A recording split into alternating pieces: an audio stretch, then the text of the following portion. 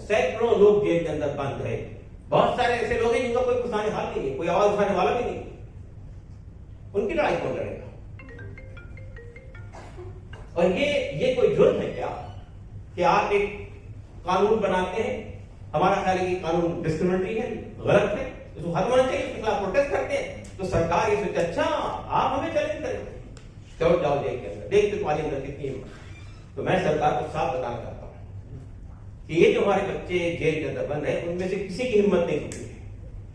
सब लोग ये इस लड़ाई को दोबारा लड़ने के लिए। हालांकि जानता है दिल्ली दंगे किसने करवाए थे, उसमें मारे कौन लोग गए थे, किसकी प्रॉपर्टीज खत्म हुई थी, हर आदमी जानता है, लेकिन इल्जाम किस पर है? ये लोगों को जो जेल के अंदर। यही दिल्ली का एक बच्चा है आमिर, जो 17 साल की एज में, यानी 15-16 साल की एज में उसको 4 लगा के गिरफ्तार किया गया। 17 साल ट्रायल के बाद ये बताया गया कि वो इनोसेंट है। 34 साल, यानी 34 साल में वो बाहर आया, तो घर खत्म हो गया। उसके फादर की डेथ होगी, उसकी मां पागल होगी, कौन जवाब तलब करेगा? फाइनली जब ये पूछा गया एक विक्टिम के तरफ से कि आप चार्जशीट का सिलसिला कब खत्म करेंगे, तो उनका ये फाइनल चार्जशीट, यानी अभी तक चार्जेस फ्रेम नहीं हुए, ट्रायल की शुरू होने की बात अलग। आप सोचिए कि कितने सेक्शंस लगाए गए हैं, 18 लोग हैं, कई सेक्शन, यूएपीए के 4 सेक्शन हैं, फिर आर्म एक्ट के हैं, कई सेक्शंस लगे हुए। तो ट्रायल अगर शुरू होगा तो कई साल लग जाएंगे, 10, 12, 15, 16 कितना लग जाएगा, लेकिन अभी तो बेल ही नहीं मिल रही। तो मैं ये कहना चाहता हूं कि देखिए, हम सिविल सोसाइटी के लोग हैं, हम इस देश के नागरिक हैं, हमें ये देखना चाहिए कि पानी कहां भर रहा है। जब तक कि आप उसके बारे में ध्यान नहीं देंगे तो आप सिर्फ एक उमर खालिद सैफी या गुलफिशा इनकी बात नहीं करेंगे। बहुत सारे लोग, बीमा करेगांव के लोग हैं, 5 साल से जेल चल रहे हैं, और भी बहुत सारे लोग हैं।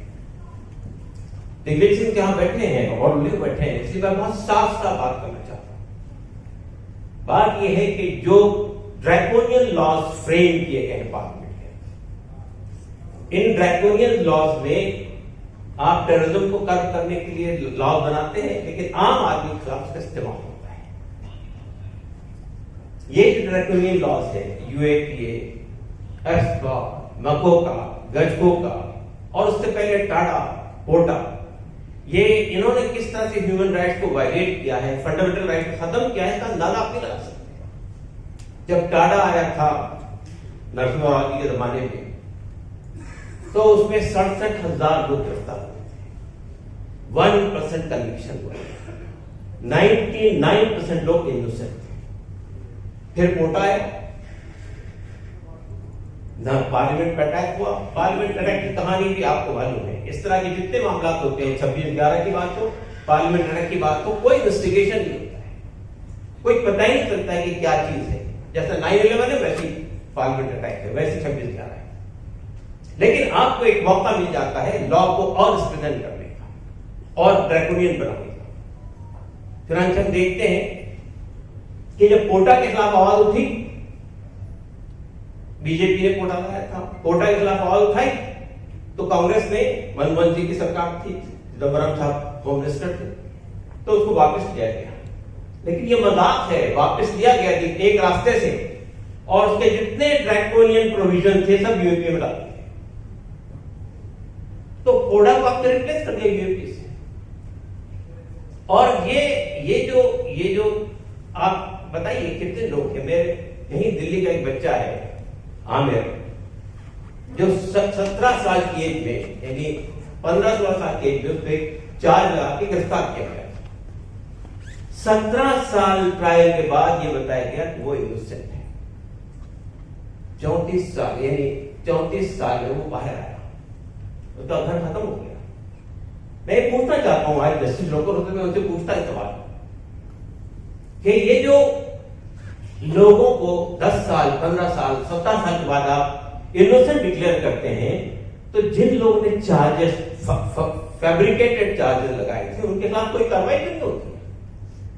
वो पुलिस वाले जिन्होंने इतनी बड़ी बड़ी चार्जशीट बनाई है, जिस पर हमारे लॉयर ने ये बात कही थी लोअर कोर्ट के अंदर कि it is family man script है, ये तो जो जिसका जिक्र किया गया विटनेसेस के नाम तक क्लियर नहीं करती है, अल्फा बीटा गामा डेल्टा इस तरह के नाम है।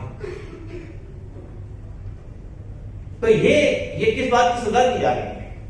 ये सजा इस बात की दी जा रही है कि इन्होंने स्टेट को चैलेंज किया, इन्होंने सरकार को चैलेंज किया। अच्छा, आप सरकार को चैलेंज करेंगे?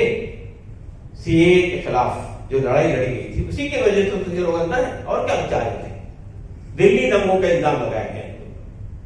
हर आदमी जानता है दिल्ली दंगे किसने करवाए थे, उसमें मारे कौन लोग गए थे, किसकी प्रॉपर्टीज खत्म हुई थी, हर आदमी जानता है। लेकिन इल्जाम किस पर है? ये लोगों को जो जेल के अंदर था। तो मैं ये कहना चाहता हूं कि ये एक बहुत बड़ा सवाल है इस मुल्क के सिविल सोसाइटी के सामने कि ये जो ड्रैकोनियन प्रोविजंस है, जिसके तहत में सैकड़ों लोग, आज एक दो लोगों की बात नहीं कर रहा हूं, सैकड़ों लोग जेल के अंदर बंद है। बहुत सारे ऐसे लोग हैं जिनका कोई पुछताने हाल नहीं है, कोई आवाज उठाने वाला भी नहीं, उनकी लड़ाई कौन लड़ेगा? और ये कोई जुर्म है क्या कि आप एक कानून बनाते हैं? हमारा ख्याल है कि कानून डिस्क्रिमिनेटरी है, गलत है, इसको खत्म होना चाहिए, उसके खिलाफ प्रोटेस्ट करते हैं। तो सरकार ये सोचे अच्छा आप हमें चैलेंज करें, चलो जाओ जेल के अंदर, देखते तुम्हारे अंदर कितनी हिम्मत। तो मैं सरकार को साफ बताना चाहता हूं कि ये जो हमारे बच्चे जेल के अंदर बंद है, उनमें से किसी की हिम्मत नहीं टूटी है। सब लोग ये इस लड़ाई को दोबारा लड़ने के लिए, ना हमारी हिम्मत टूटी, हमारी भी हिम्मत नहीं टूटी है। अगर लोगों के खिलाफ कोई कानून आएगा, जैसा हमारे किसानों ने लड़ाई लड़ी, एक साल तक 700 लोग मारे गए दिल्ली बॉर्डर के ऊपर, तो मामला को वापस लेना पड़ा सरकार। तो मैं ये कहना चाहता हूं कि ये सवाल इस मुल्क के आम लोगों के सामने है कि अगर इस तरह के काले कानून बनाए जाते रहेंगे और काले कानून का शिकार आम लोग होंगे, ये जितने हमारे यहां टेरर के नाम से कानून बनते हैं उसमें टेररिस्ट को क्या पकड़े जाते हैं मालूम नहीं, लेकिन आम लोग टेररिज्म के नाम पकड़े जाते हैं, 10-12 साल तक जेल में रहते हैं, 15-16 साल तक केस चलता है, उसके बाद ये कहा जाता है कि भाई पुलिस जो है वो जो सबूत दिए थे उसके बुनियाद पे केस नहीं बनता है। तो आप मुझे बताइए, मैं तो हमारी जुडिशरी से सवाल करना चाहता हूं, जुडिशरी क्यों नहीं पूछती पुलिस से कि तुमने ये जो फैब्रिकेटेड, फॉल्स, कंकॉक्टेड इनके खिलाफ चार्जेस लगाए थे, एविडेंसेस लाए थे, तो तुम्हारे खिलाफ ट्रायल होना चाहिए उन्हीं धाराओं के तहत, जिन धाराओं को इन पर आप लगाएंगे।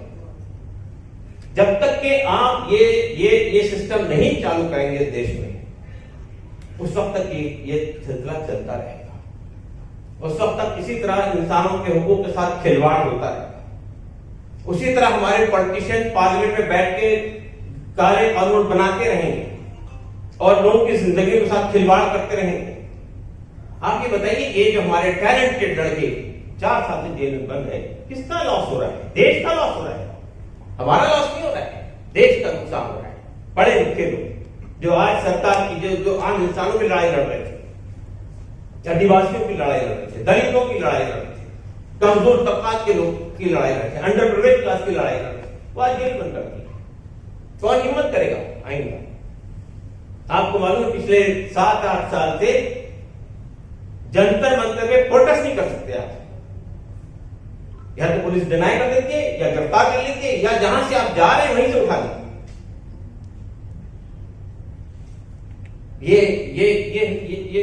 ये हो रहा है हमारा कॉन्स्टिट्यूशन में बहुत अच्छी बातें लिखी गई है, आर्टिकल 14, 21, 25, 26, 27, 28 सब आप उठाकर देखिए, फंडामेंटल राइट्स। लेकिन किस तरह सरकार उसके साथ बिहेव करती है, किस तरह पुलिस उसके साथ बिहेव करती है, किस तरह। और फिर अफसोस की बात यह है, यानी साफ बात करने में मुझे कोई तकल्लुफ नहीं है कि ये कहा जाता है कि किसी डेमोक्रेटिक सोसाइटी के अंदर ये जो 3 पिलर्स है, लेजिस्लेचर, एग्जीक्यूटिव ब्यूरोक्रेसी और जुडिशरी, ये तीनों को सेपरेट करना चाहिए। अगर आपको इंसाफ चाहिए, मेरा हुकूमत से लड़ाई है, हुकूमत से झगड़ा है मेरा, इस केस में हमारा हुकूमत से झगड़ा है, लेकिन अगर chief justice of India prime minister को अपने घर में बुलाकर एक पूजा के अंदर शामिल हो गया, उसको जो है वायरल करेंगे पूरे देश के सामने, तो क्या मुझे ये उम्मीद होगी कि मेरे साथ इंसाफ होगा? भाई इंसाफ हो सकेगा? और ऐसा ही हो रहा है अदालतों में। क्या हो रहा है? जाहिर है वो सवाल भी पूछने पड़ेंगे। अब वक्त आ गया है, खामोश नहीं बैठ सकते। अगर आप खामोश बैठेंगे तो जो कुछ आपको हासिल है वो भी खत्म हो जाएगा। जुडिशरी से भी सवाल करना है और यानी आपके हुकूमत से सवाल करना है, अपोजिशन पार्टी से सवाल करना है। सवाल करने का वक्त है। और डेमोक्रेसी के अंदर असल ताकत जनता के पास होती है। लेकिन अगर जनता दब गई, बैठ गई, डर गई, खामोश हो गई, तो फिर जो कुछ हमने हासिल किया पिछले 70 साल में वो सब खत्म हो जाएगा। दोस्तों और साथियों, इससे ज्यादा नहीं कहना। शुक्रिया।